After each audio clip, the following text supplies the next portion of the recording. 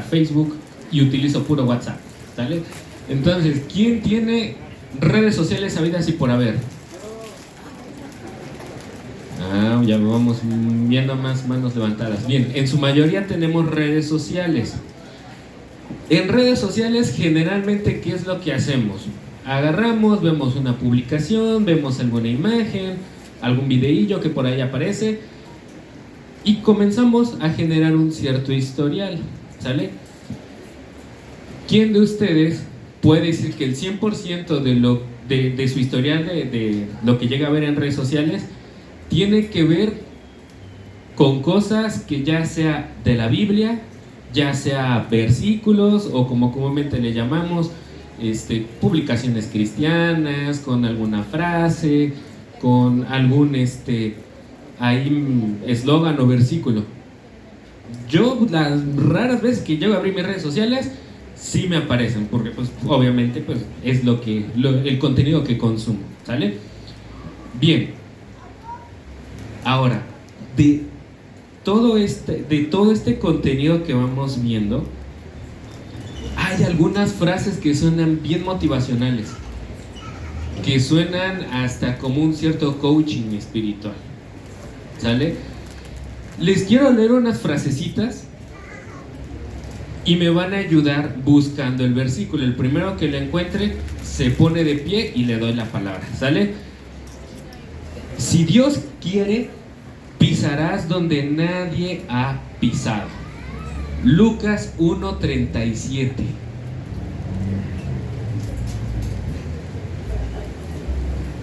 El primerito que lo tenga se pone de pie y le damos la palabra. Vanesita, Vane, ¿qué dice? Porque nada hay imposible para Dios. Porque nada hay imposible para Dios. Ok.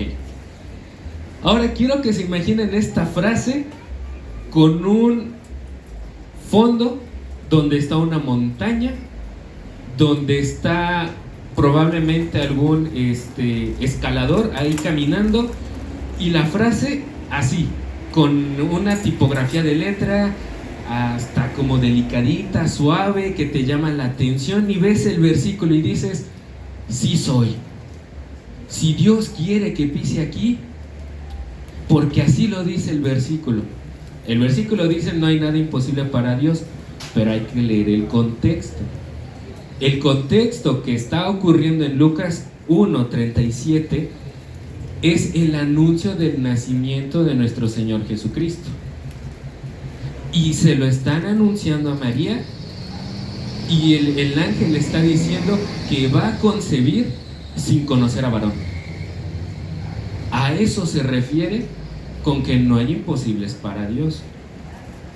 No tiene nada que ver con un viaje, no tiene nada que ver con que me voy a pisar, no sé, X empresa, la voy a estar pisando por fuera, porque la frase que yo leí dice que yo puedo pisar ahí, porque para Dios nada es imposible. Y sí, efectivamente, para Dios nada es imposible. Pero, ¿será su voluntad? Esa es otra cosa, ¿sale? Otra frasecita. Si Dios es tu socio, haz grandes planes. Romanos 8:31. El primero que lo encuentre se pone de pie y le damos la palabra.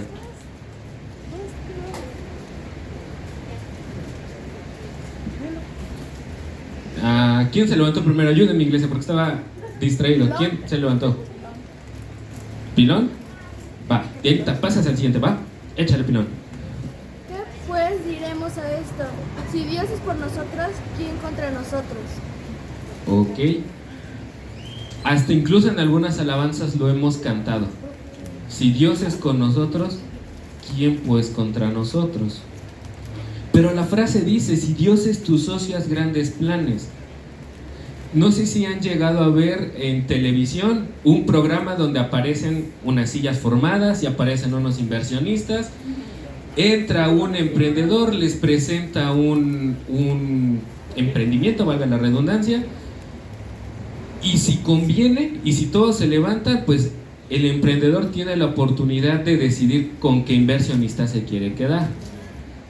esta frase así suena, como si Dios fuera un inversionista en tu vida, como si el que tuviera que invertir es Él y tú no lo tienes que buscar. Pero suena bien bonita. Y más, nuevamente, cuando hay un fondo que es llamativo, con ciertas letras. Bien, ahora sí, Dianita, ayúdame a buscar. O bueno, después me ayudas. Ahora, ¿va? Ahora sí, para el primero que se levante. ¿Qué dice? Bueno, les voy a la primera frase. Dice, vencerás, pero antes Dios te enseñará a ser fuerte. El primero que encuentre Romanos 18:21, que se ponga de pie.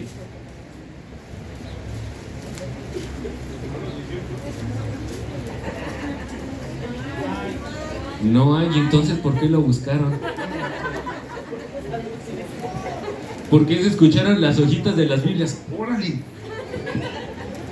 No hay, pero ¿qué creen? Estas frases que les estoy diciendo me las encontré en Instagram, en una página cristiana, y venían las citas bíblicas. Y al leer los comentarios todos decían, amén, Dios es mi socio, voy a emprender esto. Algunos otros comentaban la de esta imagen, la que les acabo de decir, la de vencerás, pero antes Dios te enseñará a ser fuerte, y ponían Romanos 18:21. Y la gente respondía, amén, Dios me hace fuerte. Oye, ni siquiera existe el versículo, pero ven las publicaciones y solamente leen lo que quieren leer, pero no agarran la Biblia a ver si está o qué dice. Y eso suena bien bonito. Hay videos motivacionales, hay un chorro de cosas en redes sociales, pero no todo es una verdad. ¿Sale? Y estos solamente son algunos ejemplos de un chorro de publicaciones que me he encontrado en redes sociales con un montón de cosas así. Son mentiras que se van introduciendo sutilmente en la vida del creyente. ¿Qué es más sencillo?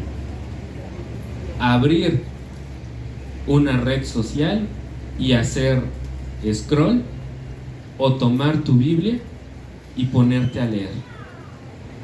Sinceramente, es más sencillo tomar el teléfono, porque es a lo que la actualidad es lo que nos está dictando.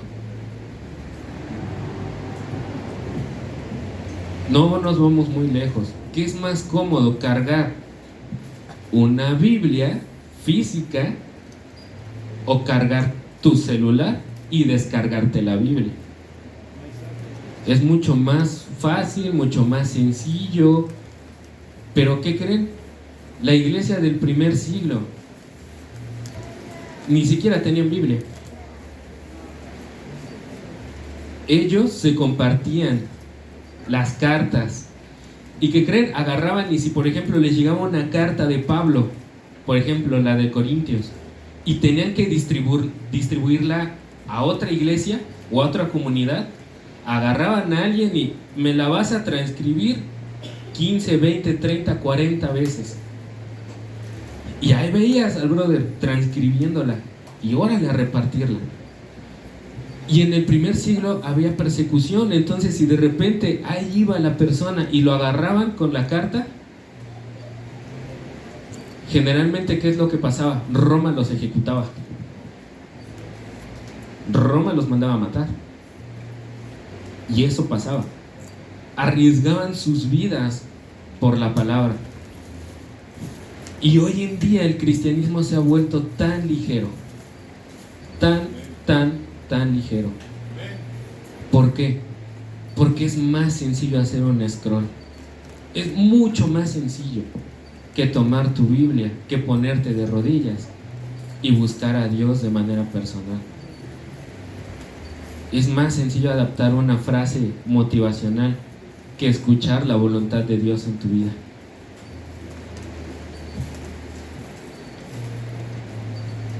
Sin duda el enemigo es experto en atacar a la iglesia.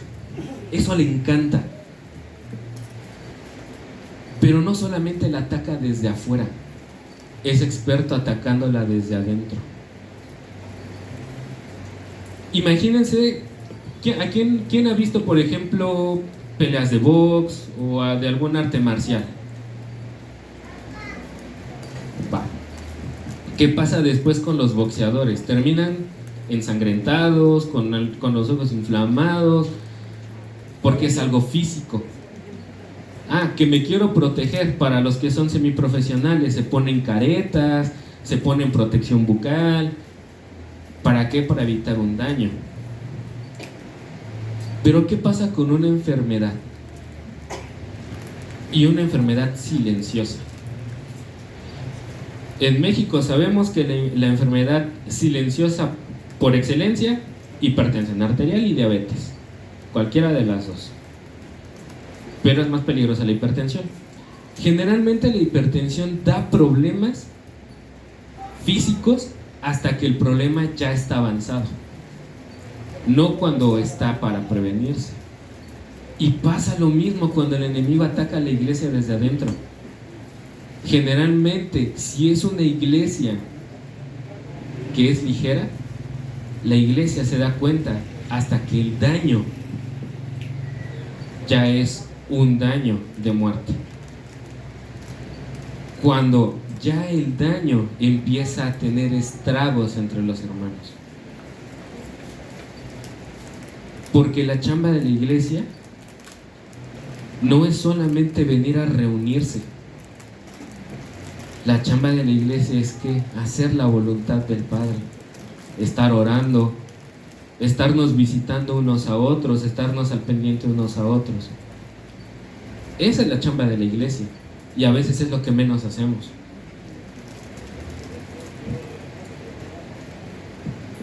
Vamos a recapitular un poquito. La última vez que me tocó estar aquí al frente, les hablaba yo acerca del nicolaísmo y de la doctrina de la hipergracia.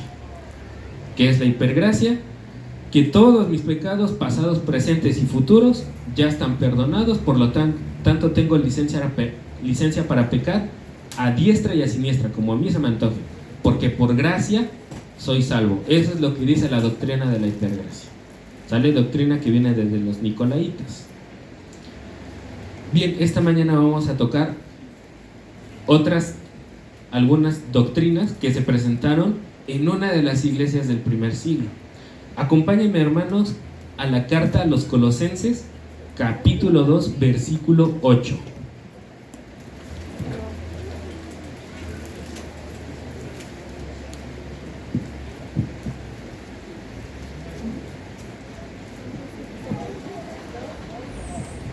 Colosenses capítulo 2, versículo 8.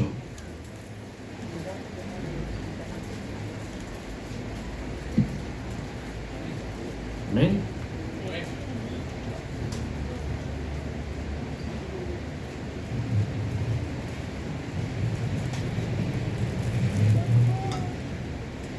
Bien, nos vamos a poner de pie y le vamos a dar lectura a todos juntos, ¿va?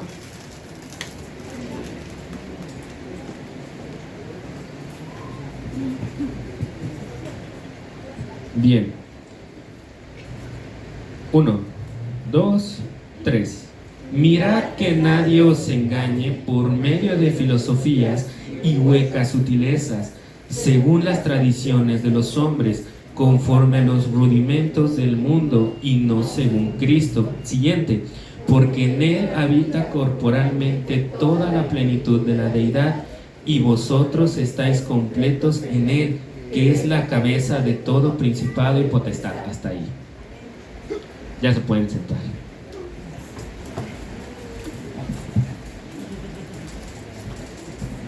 Bien, el versículo comienza diciendo: mirad que nadie os engañe por medio de filosofías y huecas sutilezas.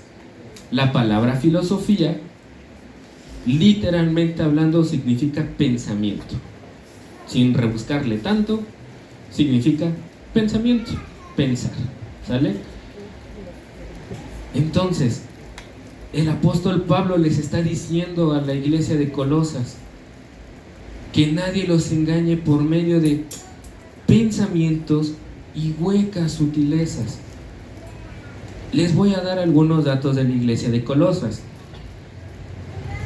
Bueno, esta carta fue escrita alrededor del año 60 a 62 después de Cristo a la iglesia de Colosas, ¿sale? Que se encontraba en la región de Asia Menor, en el valle del río Lico, lo que hoy es la actual Turquía, y convivían diversas culturas allí, principalmente 4 culturas: griegos, romanos, frigios, que era la población local, y comunidades judías.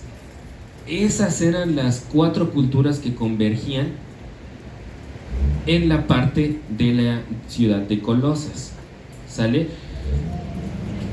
Todas las ciudades del Nuevo Testamento que vemos de repente, Colosas, Tesalónica, Galacia, eran consideradas importantes porque eran centros culturales o centros económicos, ¿sale? Había mucho de esto porque había una expansión debido a la conquista del Imperio Romano. Entonces había de mucho mezclado. Y imagínense griegos convergiendo con romanos, no se llevaban tan mal.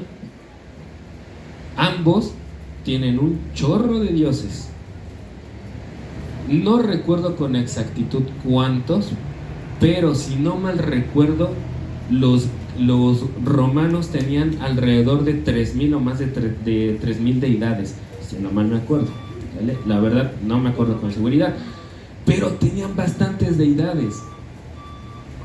Y les decían a los romanos, principalmente cuando salían a la guerra: si no te escucha este, no te preocupes, ofrécele culto a este, y si no te escucha este, ofrécele culto al otro. Total que tenían como a 10 changos a quien pedirles favores. ¿Les suena familia? Vete con la virgencita del no sé qué, vete con el niño doctor de no sé cuándo. Total que hay infinidad de deidades a quien pedirle favor, ¿sale? Los frigios tenían un pensamiento más liberal. No eran ni Chana ni Juana, ni de un lado ni del otro. Eran más liberales, ellos eran open mind, eran abiertos. Lo que les llegara estaba chido, les gustaba conocer, ¿sale? Las comunidades judías, curiosamente, eran comunidades legalistas. ¿Qué eran las comunidades legalistas? Comunidades que traían las tradiciones de los fariseos, muchos rituales, muchas cosas que querían para agradar a Dios, entre comillas, como lo hacían los fariseos, siguiendo solamente tradiciones de hombres. Esas eran las 4 creencias de las 4 culturas que convergían en la ciudad de Colosas, ¿sale? Esto hacía que hubiera un intercambio de ideas. De repente se encontraban judíos con algunos romanos y medio platicaban, vamos a llamarlo así, y había una mezcla entre la creencia romana con un poquito de griega, con un poquito de judía, pero un poquito de alguna por ahí que se mezcló del Medio Oriente. A eso se le llama sincretismo, la mezcla de muchas y diferentes creencias. Nuevamente, ¿les suena familiar? Hoy en día vemos cristianismos que tienen chile, mole y pozole. Tienen tantito de acá, tantito de por acullá, tantito de por acá. Lo mezclan bien bonito y eso es lo que se predica. Doctrinas torcidas salen por montones y tuercen la palabra bien feo. Y peor aún, como dice la palabra, vituperan el nombre de Cristo. Y es por ese tipo de doctrinas que muchas veces cuando salimos a folletear o cuando te toca compartirle a alguien, no te quieren escuchar. Cristiano, no, de esos, fíjate que yo conocí unos que eran medio raros. Agarraban y les rendían culto a... Ahorita me acordé de uno. Yo sé que algunos lo conocen, de la diosa madre. Son los coreanos. Traen cosas bien raras, pero se dicen cristianos. Hoy en día los testigos de Jehová se presentan como iglesia cristiana. Así se presentan. Somos cristianos. Ya después te van insertando las ideas de los testigos de Jehová. O la iglesia de los santos del séptimo día, de no sé qué. De los mormones. También algunas iglesias se presentan como iglesias cristianas, no todas. Pero eso es lo que va pasando con el sincretismo. Y eso le pasó a la iglesia del primer siglo. Luchaba contra el sincretismo. Luchaba contra la mezcla de muchos pensamientos, de muchas cosas. ¿Sale? El sincretismo tiene un objetivo: buscar una espiritualidad superior. Esa es el objetivo del sincretismo. Desde ese tiempo se comenzaba ya a sonar el gnosticismo,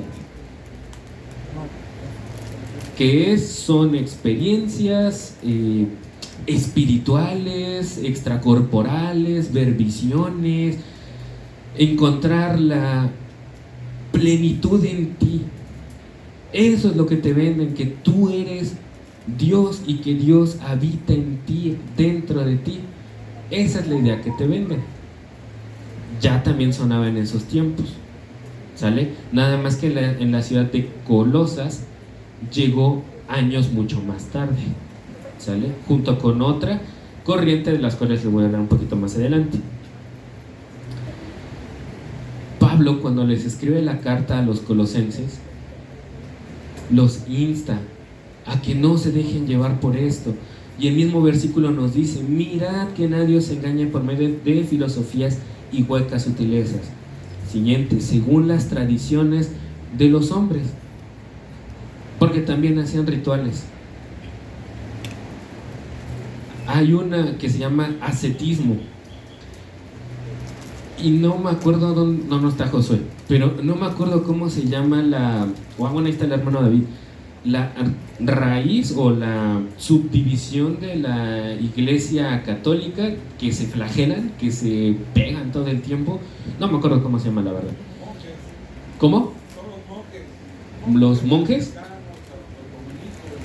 Ah, bueno, que son de buena raíz. Bueno, así era el ascetismo. Ellos se castigaban para poder purificar el cuerpo.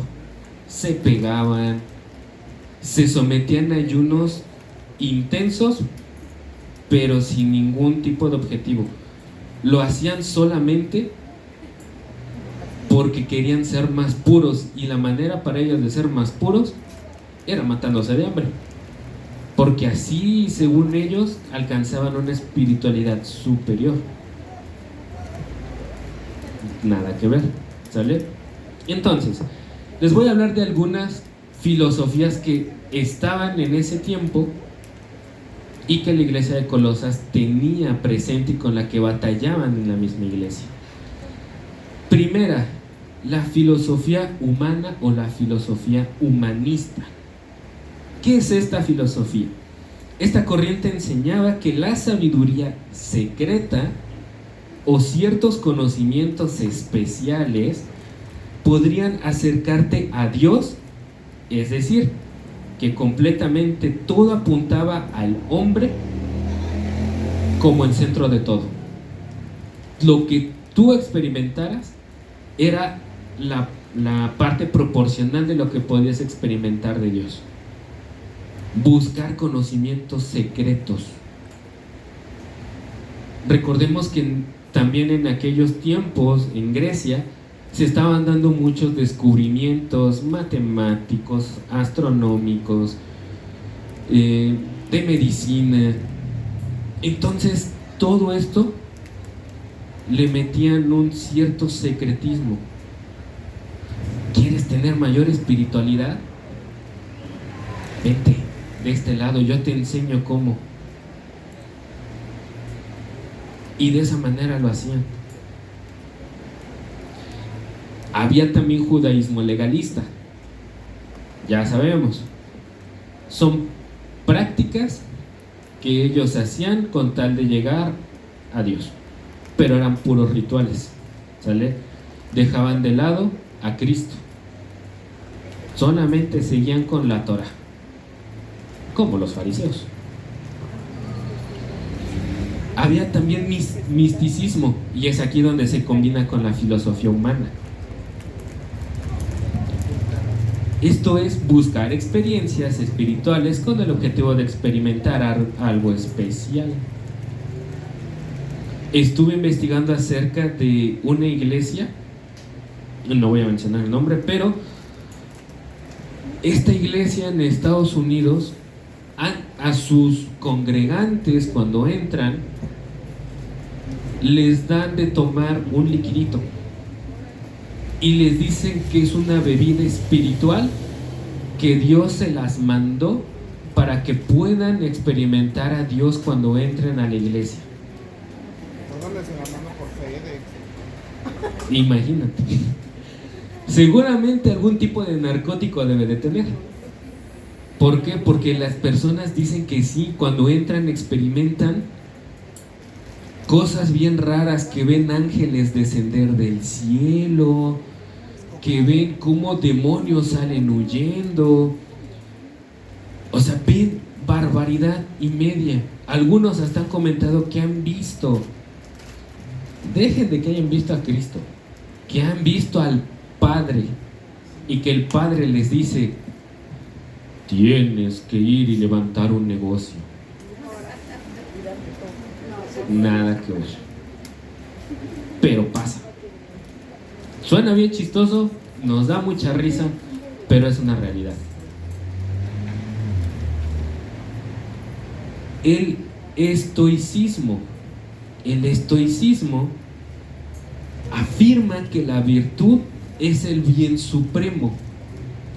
Los estoicos no tienen Dios, ellos creen en algo que se llama logos y lo presentan como el universo.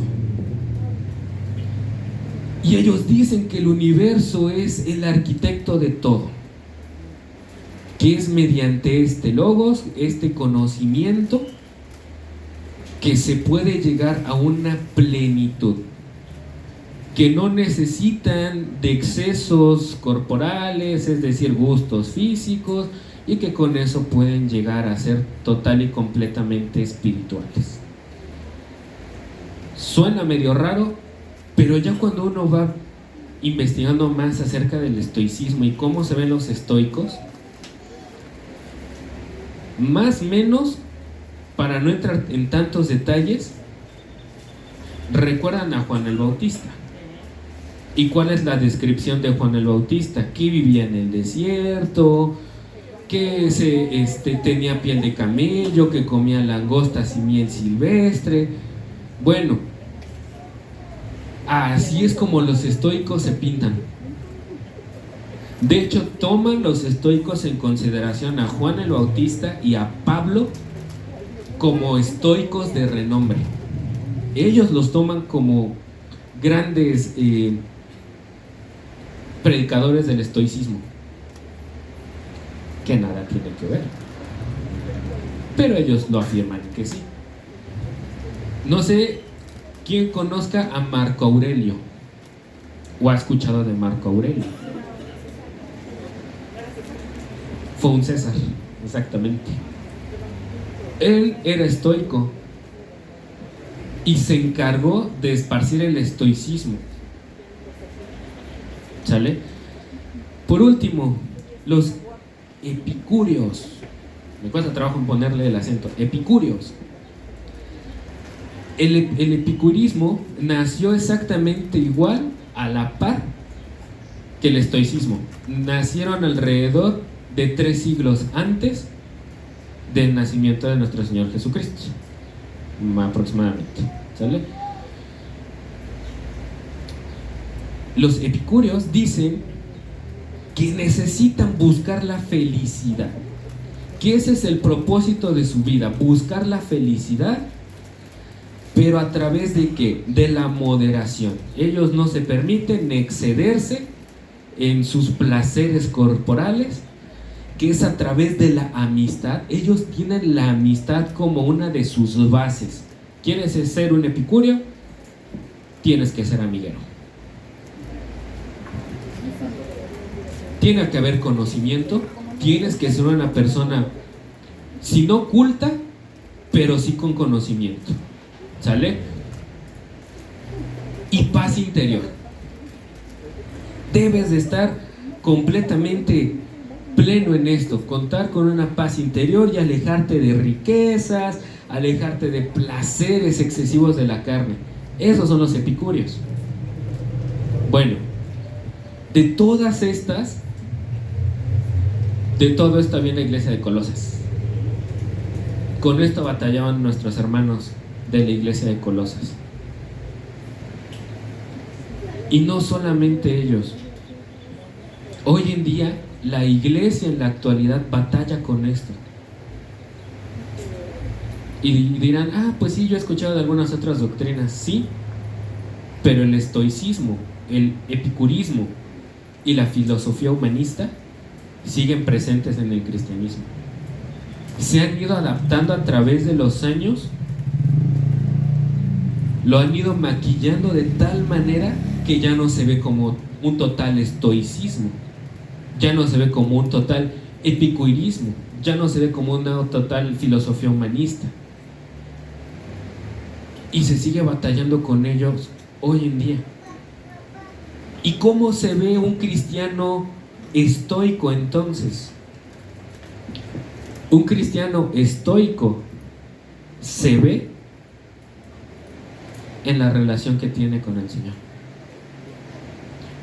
Un cristiano estoico tiene mucho conocimiento, parece bien espiritual, pero no tiene ninguna relación con el Señor. Parecen que son, pero no son. Y les voy a hablar de las diferencias bien marcadas entre el estoicismo y el cristianismo. El estoicismo dice que la razón humana es la guía suprema, es decir, el hombre es el centro de todo. Nosotros sabemos que el centro de todo es Cristo. Tenemos una vida cristocéntrica. Los estoicos dicen que la salvación depende de la virtud. En pocas palabras o palabras traducidas, tu salvación depende de qué tan espiritual te veas. Mientras que nosotros sabemos que la salvación es por gracia. Es un regalo inmerecido. Es un regalo que Cristo nos dio mediante su muerte en la cruz y su resurrección al tercer día. Así es como sabemos de la salvación en Cristo. Pero los estoicos dicen que no, que es como, ¿qué tan espiritual te ves? Los estoicos son autosuficientes. No necesito iglesia, no necesito hermanos, no necesito Biblia. Solamente, y lo disfrazan todavía, solamente necesito de Dios y yo. ¿Han escuchado personas así? Sí. Así suenan los estoicos. Son autosuficientes. Mientras que nosotros sabemos que no, que tenemos una total dependencia de Cristo. Tenemos una total dependencia del Padre. No somos autosuficientes. Nosotros necesitamos de Dios en todo en nuestra vida. ¿Sale? Un estoico dice que el hombre alcanza la sabiduría por sí mismo. ¿Cómo se ve un estoico cristiano? Entonces, voy a estudiar teología porque necesito conocer más. Y no malinterpreten que estudiar teología está mal, no. Pero la teología es una herramienta para el servicio. Si vas a estudiar teología, está bien, pero úsala para el servicio de la iglesia, no para tu autoconocimiento. No es para que tú te veas bien espiritual o para que tú puedas agarrar y ponerte en un púlpito y predicar o tener una iglesia. Así no funciona. Pero el estoico sí lo ve así. Necesita estudiar, necesita conocer para sentirse autosuficiente. Y solamente así se siente bien, mientras más conozca y la gente vea que conoce.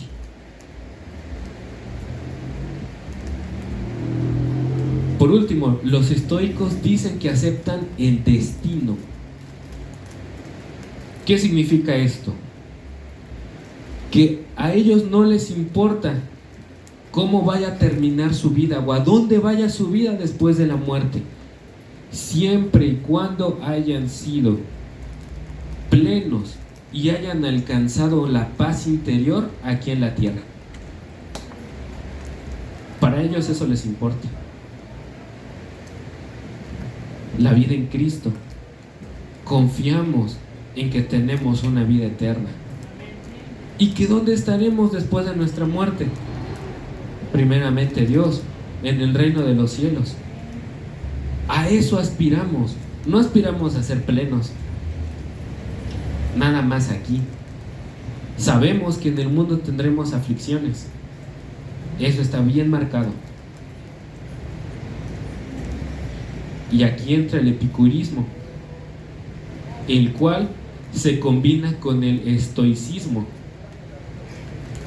¿Por qué? Porque en muchas iglesias venden la idea que tú tienes que ser feliz, que Cristo murió por ti para que tú seas feliz. Y si no eres feliz, entonces estás destinado al infierno, a la perdición. Doctrinas como esas. Iglesias, mega movimientos que solamente son un show. Recientemente a Puebla va a venir, ya no le podemos llamar predicador porque dice que él no es un pastor, ni es predicador, es comunicador. No voy a decir su nombre, pero su show se llama ándale, pero su show se llama, está bien chistoso su nombre, y ahí le agregan el nombre, Presidente se llama su show, su conferencia, es conferencista. Él se autodenomina conferencista.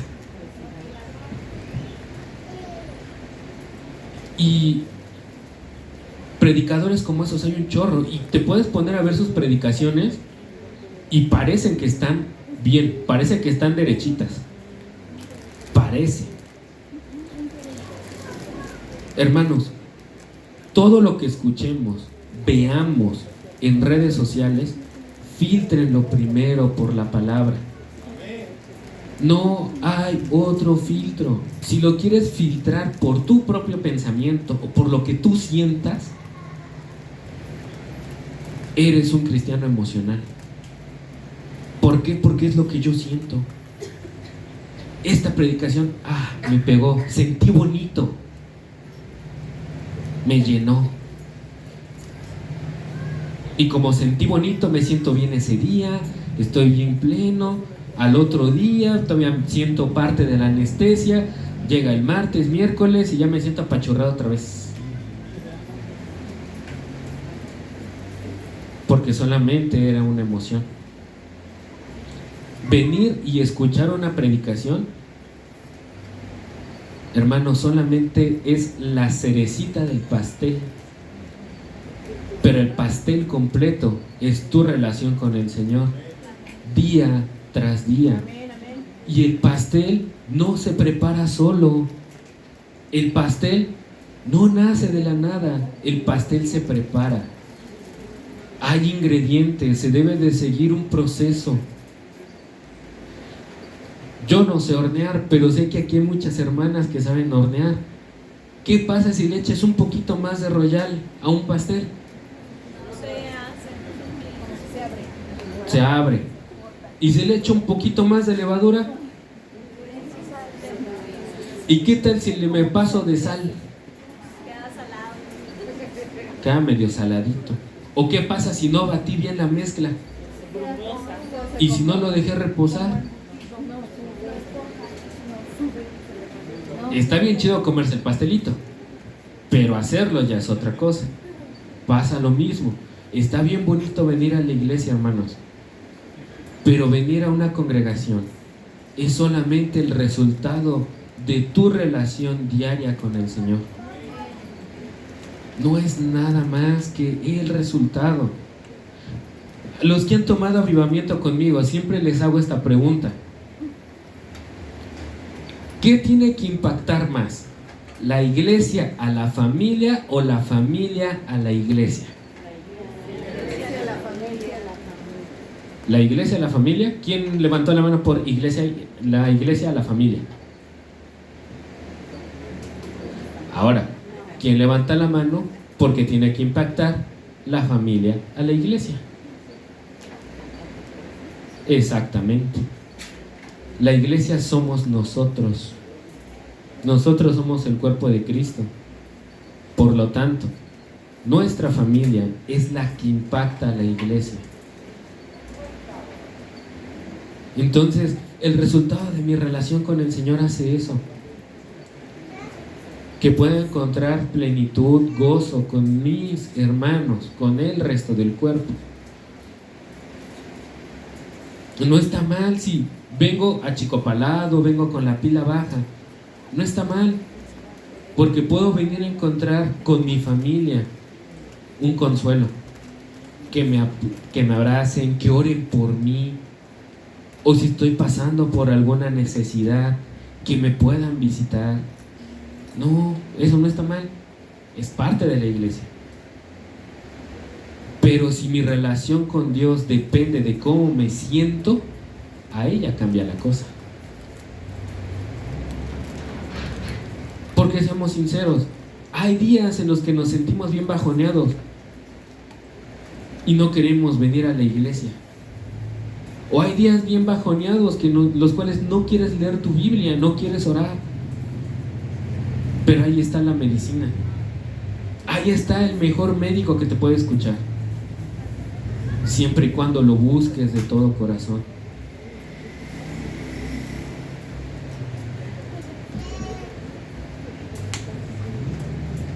Iglesias, mega lugares, donde te predican a un Cristo que te ama tal y como eres, en pecado. No importa si eres de una preferencia sexual. Tú vente a la iglesia porque así te aceptamos y Dios así te acepta. Y hay pastores que son homosexuales y así se presentan. Algunos otros que se hacen llamar o profetas o apóstoles y lo hacen de esa manera. Y tuercen la palabra. Tienen una facilidad para agarrar la Biblia y torcerla bien bonito. Ya les enseñé al principio. Frases motivacionales que nada tienen que ver con versículos, pero agarran y los tuercen. Un cristiano estoico y un cristiano epicúreo es un cristiano que no tiene su fe sentada en la roca. Y de ellos habló el Señor cuando comparó a dos hombres, uno que edificó su casa sobre la roca y el otro el que lo edificó sobre la arena. Y de eso nos hablaba Davicho al principio, cuando fue la alabanza. Si yo voy a sentar mi fe en cómo me siento emocionalmente, voy a tronar. En cómo me va en mi trabajo, voy a tronar. Incluso en cómo estoy con mi familia, voy a tronar. Si yo busco sentar mi fe en un Cristo que quiere que alcance la felicidad, que alcance el éxito en mis negocios, tengo una fe que se va a caer tarde o temprano. La misma palabra dice que son hombres de doble ánimo, de doble sentir, que tantito se sienten bien y tantito se sienten mal, y andan.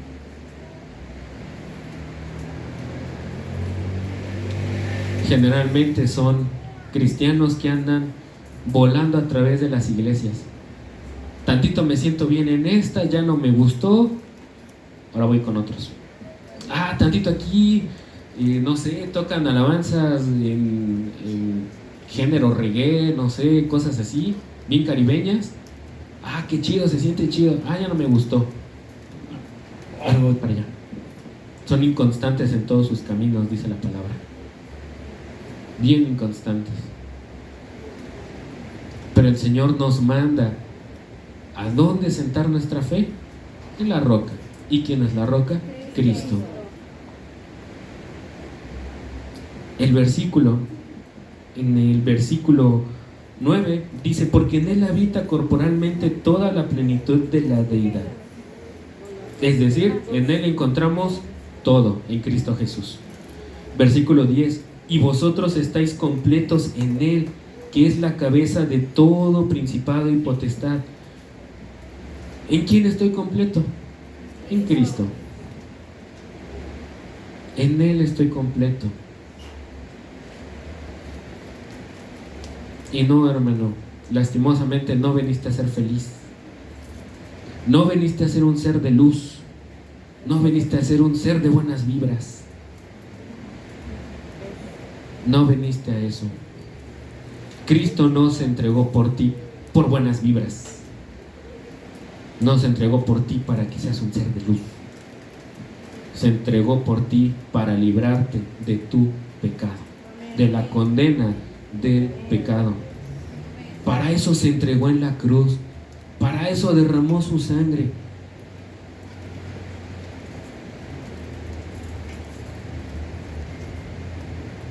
El Padre, el Hijo, el Espíritu Santo no son amuletos.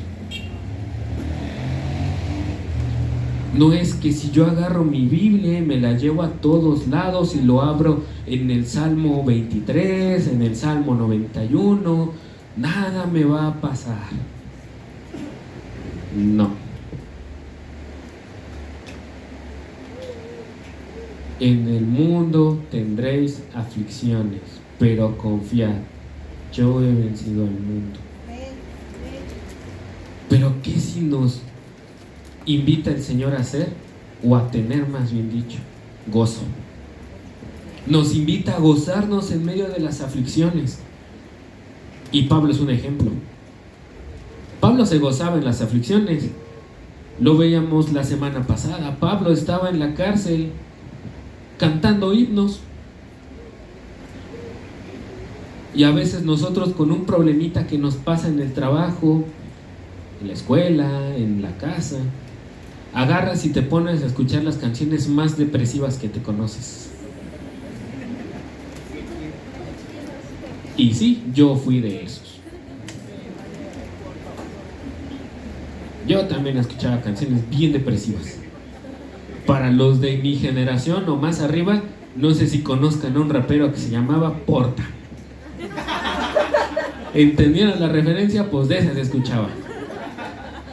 ¿Por qué? Pues porque era inconstante, porque tenía doble ánimo, porque no conocía a Cristo y no tenía la plenitud en Cristo. Pero ahora que lo conozco, ya sé que si me fue de la patada en el trabajo, y todavía después de que me fue de la patada, agarran y me asaltan, y todavía que me asaltan, agarran, y el perro de la esquina se me orina en el pie, puedo llegar confiadamente a mi recámara, doblar mis rodillas y darle gracias a Dios porque llegué a mi casa. Puedo dar gracias a Dios porque estoy vivo. Una hermana compartió una imagen que me impactó mucho. No es una gran frase o una gran imagen, pero tenía una buena reflexión. Y ojo, aclaro, reflexión. Decía: da gracias a Dios porque tienes platos que lavar, porque significa que comiste ese día. Y a veces es lo que más nos da flojera. Ay, lavar platos, lavar trastes. Hermano, comiste. Dale gracias a Dios. Y si no comes, y si no hay para comer ese día, dale gracias a Dios porque tienes vida. Eso es el gozo en medio de la aflicción. Darle gracias a Dios en todo. Eso es tener una fe bien cimentada. Que a pesar de cómo te esté yendo, a pesar de en el lugar donde estés, puedes confiar en que Cristo tiene el control de todo y de todos y de toda la situación. En Él tenemos la total y completa plenitud. ¿Sale? Ayúdenme a buscar Hechos capítulo 17, versículo 16.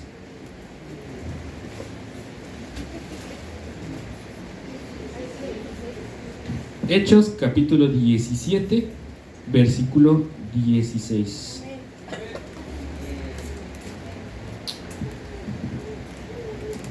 El epígrafe dice: Pablo en Atenas. ¿Sale?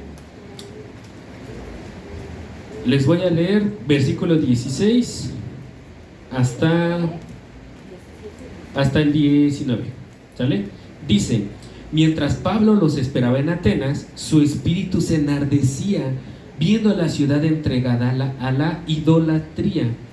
Así que discutía en la sinagoga con los judíos y piadosos, y en la plaza cada día con los que concurrían. Y algunos filósofos de los epicúreos y de los estoicos disputaban con él, y unos decían: ¿qué querrá decir este palabrero? Y otros: parece que es predicador de nuevos dioses, porque les predicaba el evangelio de Jesús y de la resurrección. Y tomándole le trajeron al Areópago, diciendo: ¿podremos saber qué es esta nueva enseñanza de que hablas? Hasta ahí. Y les empieza a hablar del evangelio.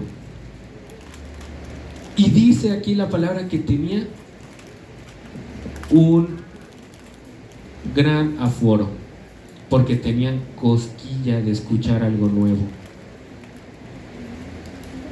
Porque de eso se llenaban, sincretismo, un poco de todo, y decían: órale, diría la película, ¿no? Juguetes nuevos, ¿no?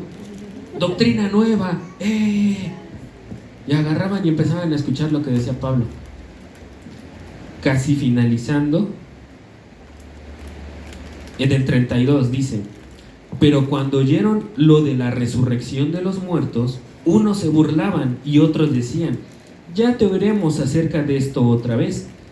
Y así Pablo salió de en medio de ellos, mas algunos creyeron juntándose con él, entre los cuales estaba Dionisio el Areopagita, una mujer llamada Damaris, y otros con ellos. Algunos otros creyeron, pero muchos se burlaban. Y eso pasa. Cuando tú les predicas el evangelio como es, no te la creen. Negarnos a nosotros mismos. No, pero Dios dice, que me acepta tal y como soy, por eso se entregó.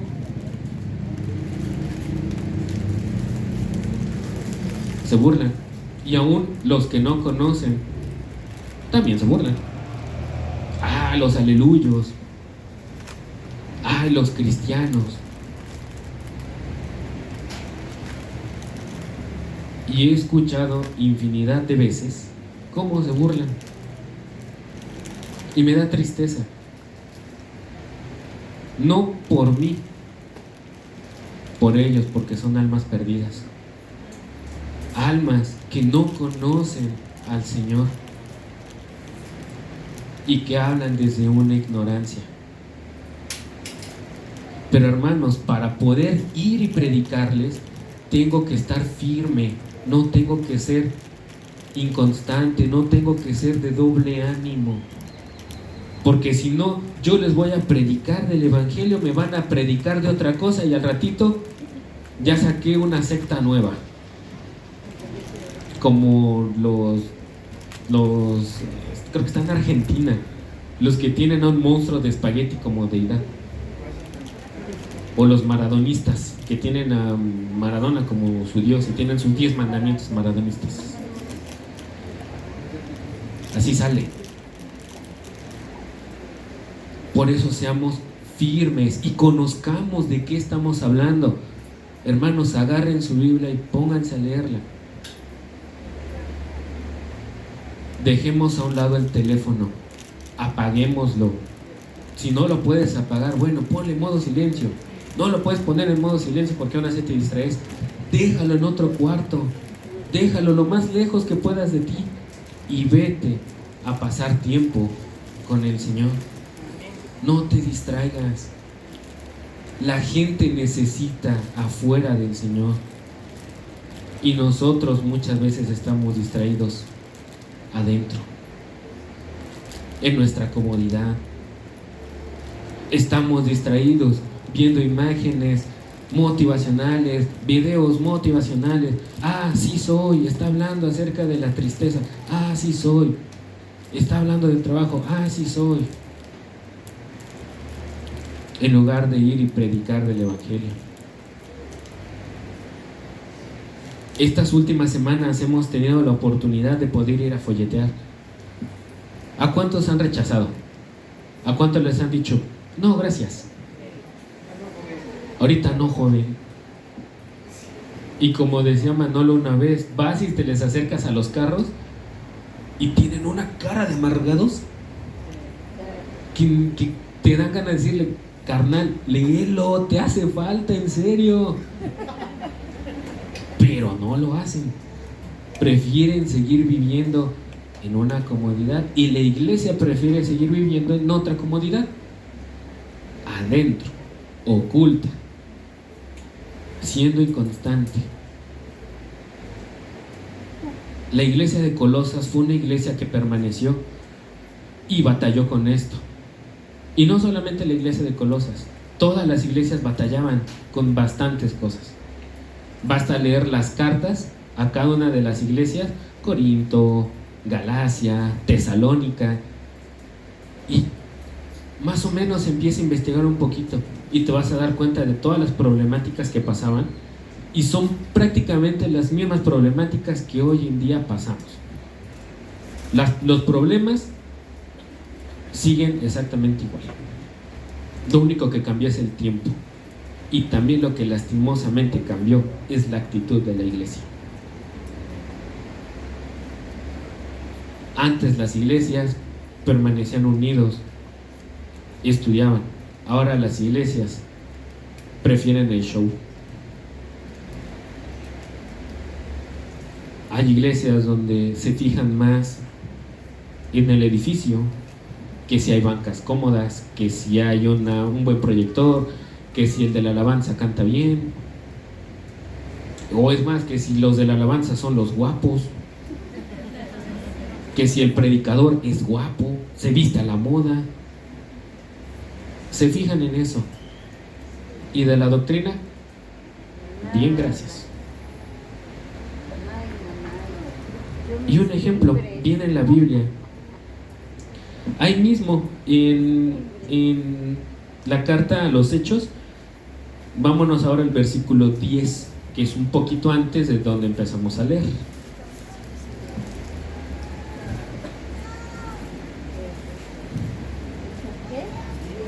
Hechos 10, Hechos 17, versículo 10. Hechos capítulo 17. Versículo 10. Es unos versículos antes de donde leímos hace rato. Contexto: Pablo había ido a Tesalónica y de Tesalónica lo empezaron a corretear porque no les gustó lo que les predicaba y lo querían, si no matar, mínimo darle una golpiza de aquellas. ¿Sale? Y estaba siendo perseguido, entonces tuvo que salir huyendo hacia Berea. Dice: inmediatamente los hermanos enviaron de noche a Pablo y a Silas hasta Berea, y ellos, habiendo llegado, entraron en la sinagoga de los judíos, y estos eran más nobles que los que estaban en Tesalónica, pues recibieron la palabra con toda solicitud. Y pongan atención a esto: escudriñando cada día las escrituras para ver si estas cosas eran así. Ellos comprobaban lo que Pablo les hablaba a través de las escrituras. No solamente se quedaban con su predicación, iban a la palabra y lo comprobaban.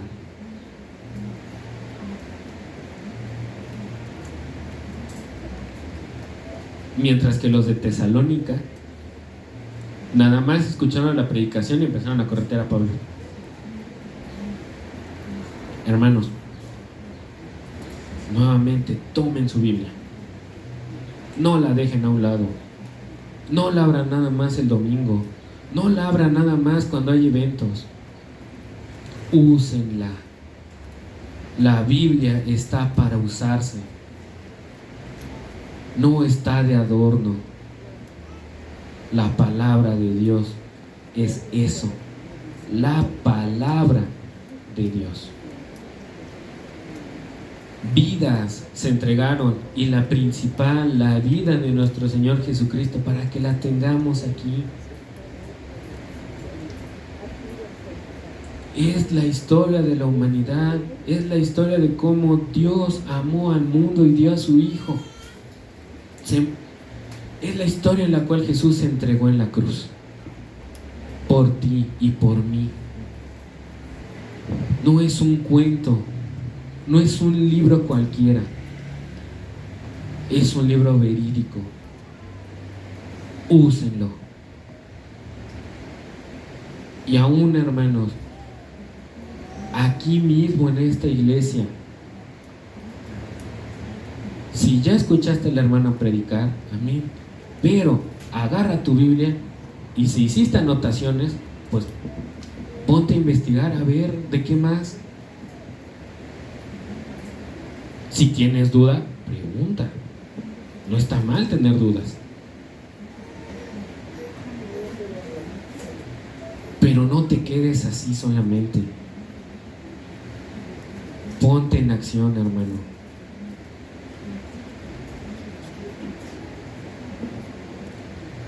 David, ¿me ayudas?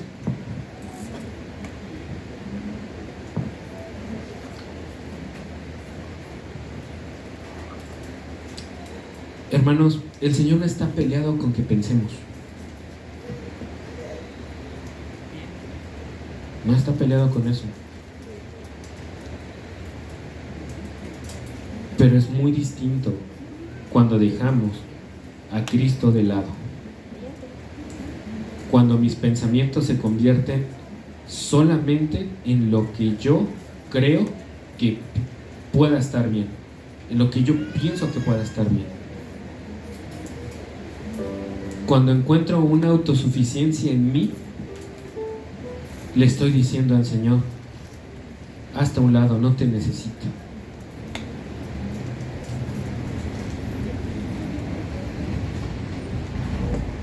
Si has pensado, hermano, que viniste a esta tierra a ser feliz, no es así. esta tierra, este mundo, tiene un final. Y ese final es la condenación eterna en el lago de fuego, dice la palabra. Pero también hay una esperanza en Cristo Jesús,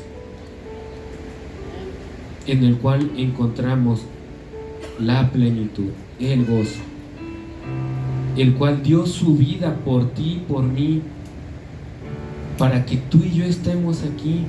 Dice en Isaías 53 que el precio de nuestra paz fue su muerte. Hermano, si tú sabes que has sido inconstante, que la neta te has dejado llevar por cómo te sientes y eso ha sido la base de tu relación, es momento de que pidas perdón. Puedes ponerte de rodillas, puedes pasar al frente, hacerlo desde tu lugar, pero no te quedes así. Pide perdón al Señor si has basado tu cristianismo en una felicidad y no en una relación. Y visitas que nos acompañan el día de hoy, si también has sido inconstante o necesitas de Dios, hoy es el tiempo. El tiempo de arrepentirse es hoy. El tiempo de buscar a Dios es hoy.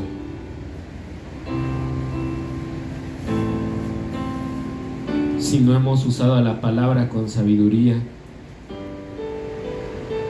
si la neta nada más la hemos tenido de adorno, o muchas veces la leo solamente por cumplir, si solamente agarro y digo mi devocional, el que me aparece en mi aplicación en mi celular, veo el versículo, medio leo lo que ahí traen como explicación, eso no es relación. Una relación real y personal con el Señor se busca mediante la oración, mediante la palabra. Y la verdad, hermano, si no has tenido tu relación con el Señor, pide perdón. Vale más ponerse a cuentas hoy. En el curso de avivamiento hay una actividad que se llama barbecho, que es rascar en tu corazón todo lo que te pueda estar estorbando, y le pueda estar estorbando a la palabra, y hay que rascarle. Y aunque a veces se dice que el barbecho se puede hacer cada 3 meses, cada 6 meses, cada cierto tiempo, una realidad, hermanos, es que el barbecho es todos los días. Dice en el libro de Lamentaciones que sus misericordias nuevas son cada mañana. Si no, imagínense que llegan con una cuenta y que llegas a la presencia del Señor hoy. No le vas a decir: Señor, esa cuenta que está ahí no vale, porque no llegué a mi barbecho, me tocaba el otro mes. Ahí tú me hiciste trampa, porque no me dejaste llegar a mi mes. No. Es mejor ponerse a cuentas hoy. Es mejor ponerse a cuentas al momento. Así que, hermanos, tomémonos unos minutos para orar, para poder ponernos a cuentas con el Señor y pedir perdón si es necesario. Tomémonos unos minutos, iglesia.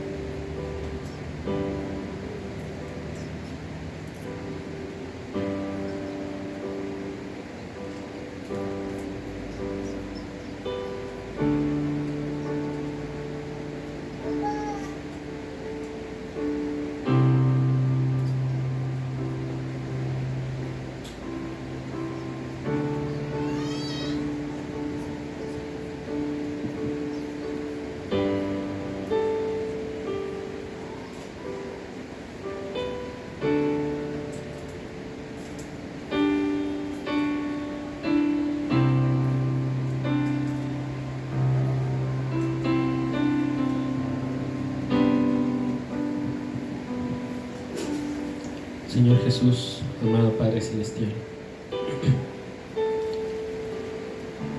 en esta tarde, Señor, damos gracias primeramente por ese grande y hermoso sacrificio, Señor, que hizo en la cruz.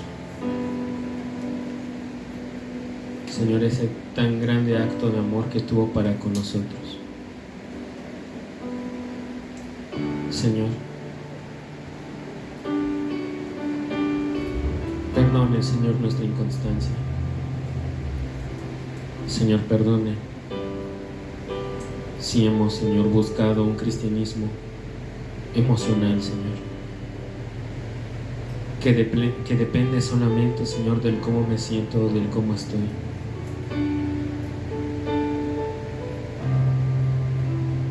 Señor, que no ha dependido completamente de usted. Señor, perdone también si a veces, Señor, hemos estado más distraídos, Señor, en redes sociales, si hemos estado, Señor, tan distraídos en internet y hemos buscado menos de usted.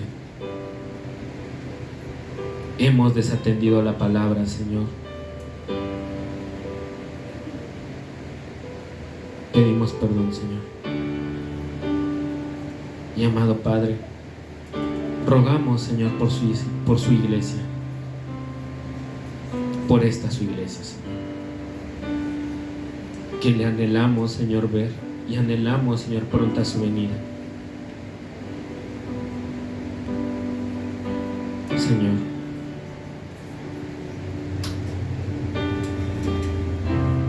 siga mostrando su espíritu y síganos, Señor, preparando. Se lo pedimos, Señor, en el nombre de su Hijo Jesucristo. Amén.